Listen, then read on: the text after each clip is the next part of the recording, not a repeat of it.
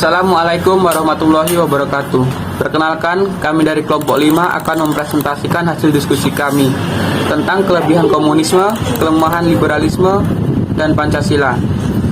Pertama, perkenalkan, nama saya Fitra Maulana dengan NPM A1A021099 bersama 4 teman saya, yaitu Lara Oktaviani dengan NPM A1A021094, Rakenca S. Pinaya dengan MPM A1A021095, Nabila Khairani dengan MPM A1A021097, dan Ervia Audi Salsabila dengan MPM A1A021098.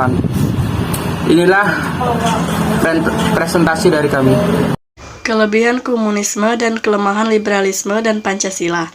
Kelebihan komunisme merupakan paham atau ideologi yang berhubungan dengan filosofi, politik, sosial, dan ekonomi, yang memiliki tujuan utama bagi terciptanya masyarakat komunis yang diatur sosial ekonominya menurut kepemilikan bersalah alat produksi seperti tanah, tenaga kerja, dan modal, dan tidak saja kelas sosial, uang, dan negara. Atau dengan kata lain, komunisme merupakan paham yang menekankan kepemilikan bersama terhadap alat-alat produksi sehingga terbentuk masyarakat yang makmur, di mana setiap orang dianggap sama tanpa perbedaan kelas. Negara yang menganut ideologi komunisme, maka masing-masing individu harus mematuhi kehendak partai, negara, dan bangsa. Negara yang menganut ideologi komunisme disebut dengan negara komunis, dan orang yang menganut ideologi komunisme disebut komunis. Ideologi komunisme ini juga disebut dengan Marxisme karena tokoh yang memperkenalkan ideologi ini adalah Karl Marx. Berikut kelebihan komunis.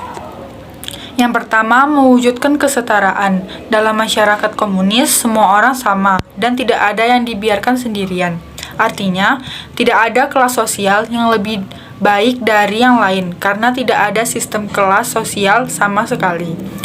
Semua sumber daya suatu negara seperti properti berada di bawah kendali negara dan diatur oleh kelompok yang memiliki massa. Dengan demikian, warga memiliki ketenangan pikiran bahwa semua orang itu sama. Ini adalah kebalikan dari kapitalisme, di mana ada bisnis yang dimiliki oleh kapitalis dan karyawan yang perlu bekerja untuk bertahan hidup.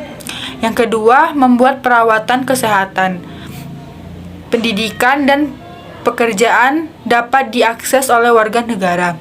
Apa yang dilihat sebagai keuntungan signifikan dari komunisme adalah akses yang diberikannya kepada orang-orang ketika datang ke sekolah dan diberi perhatian medis. Ini karena dalam jenis ideologi ini bahkan orang-orang yang paling miskin pun dapat bersekolah dan diberi perawatan kesehatan. Ini juga diminimalkan pengaruh karena semua orang mendapat kesempatan yang sama seperti ciri-ciri ideologi komunisme. Dan selanjutnya yang ketiga, tidak memungkinkan monopoli bisnis karena pemerintah memiliki dan mengendalikan bisnis serta membagikan uang yang akan dibelanjakan untuk biaya produksi. Tidak ada persaingan bisnis dan tidak ada pabrikan yang lebih baik dari yang lain. Ini seperti produsen hanya dapat memproduksi barang dan jumlah terbatas dan tidak dapat meminta harga yang lebih tinggi untuk komoditas mereka dan monopoli pasar seperti sistem politik komunis. Kekurangan ideologi komunisme tidak terdapat kepercayaan terhadap Tuhan, berkurangnya motivasi individu menjadi lebih baik karena hal apapun dari usaha mereka tetap saja kedudukannya akan sama dengan orang lain. Monopoli yang dijalankan pemerintah dapat merugikan masyarakat. Masyarakat tidak mempunyai kebebasan. Liberalisme dapat juga diartikan sebagai paham dan tradisi politik yang terfokus pada kebebasan dan persamaan hak bagi setiap individu di dalam masyarakat. Hal ini berarti suatu negara dan pemerintahnya harus menghormati serta melindungi kebebasan dan hak setiap warganya di dalam berbagai aspek kehidupan manusia. Orang-orang yang menganut paham ini disebut liberalis. Ideologi liberalisme ini pada umumnya muncul di dalam sistem demokrasi, karena keduanya sama-sama mengusung konsep kebebasan. Tetapi meskipun paham ini mengusung kebebasan individu, kebebasan tersebut tidaklah kebebasan tanpa batas, namun terdapat keteraturan dan harus bisa dipertanggungjawabkan. Jadi, tetap terdapat keteraturan dalam ideologi ini. Dengan kata lain, bebas bukan bebas sebebas-bebasnya. Liberalisme merupakan salah satu jenis paham atau ideologi yang mengedepankan kebebasan atau kemerdekaan individu di dalam semua aspek, baik dalam bidang politik, ekonomi, sosial, agama, dan sebagainya.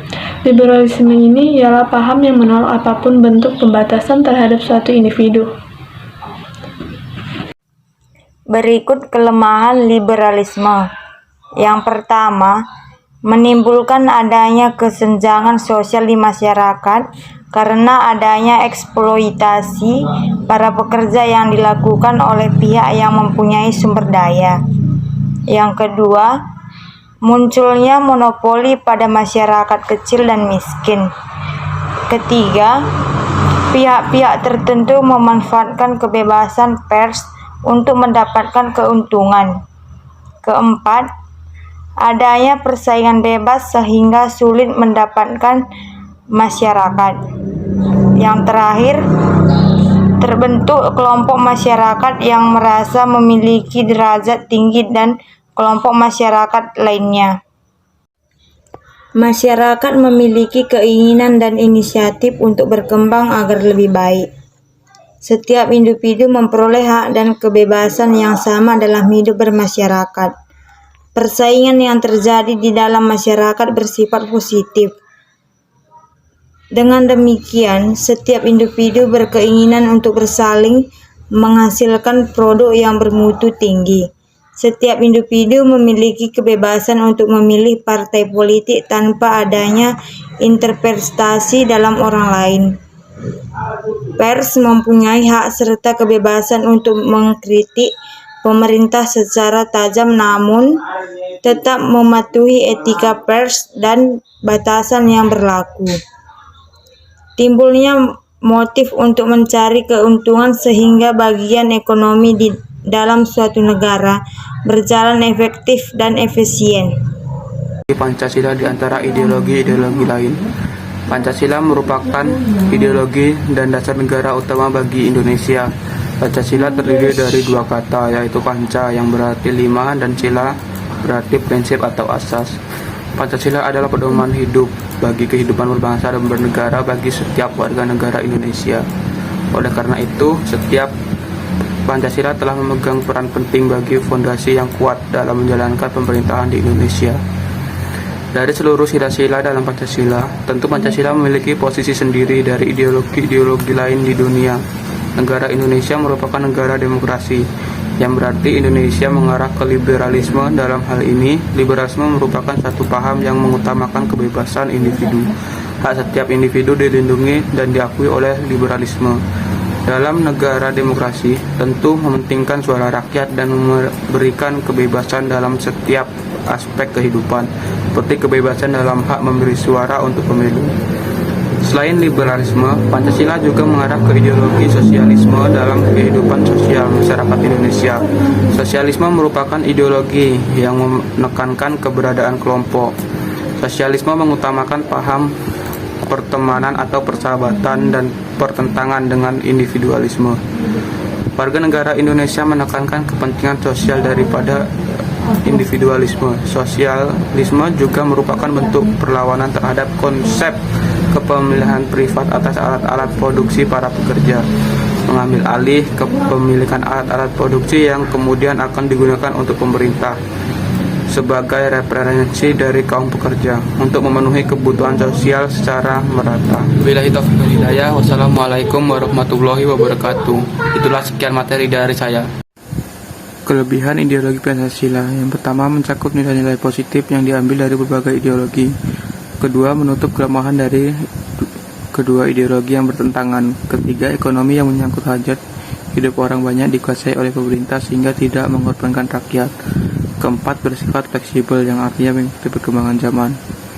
Kekurangan ideologi Pancasila dapat menimbulkan tafsir yang berbeda-beda.